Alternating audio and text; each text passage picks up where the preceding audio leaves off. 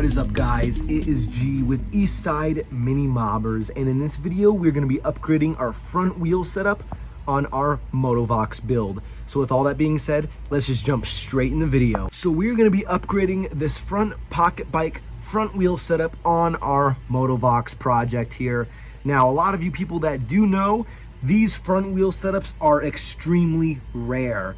These were on a lot of pocket bikes that were sold in the 2000s and are really hard to find and really hard to come by. So this is a pretty rare front wheel setup, but I am going to be upgrading it with something a lot better and something that's going to look a lot better and match this bike, I believe, a little bit better. I will be keeping this for a while, as like I mentioned, these are pretty rare. You can't really come by them very often, but I am going to be throwing a new setup on this bike that I think is going to match it a little bit better. So let's get straight into it. And this is the setup that I'm going to be installing on the Motovox build. It is a brand new wheel and tire setup from Sheetley Kart Supply, and I'm running a street tire from Go Power Sports. This rim is also a 10-inch rim, so it should fit this build real nicely and definitely replace this old pocket bike setup. So with all that being said, let's go ahead and get that wheel installed.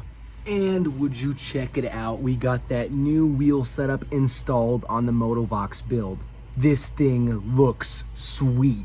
I love the way this blacked out rim looks with this bigger tire in the front, and man, it totally complements the red and black accents on this thing. I think it looks sweet, and especially with those brand new high-speed bearings, this thing should roll real good going down the road. Check that thing out. I think it's time for a montage.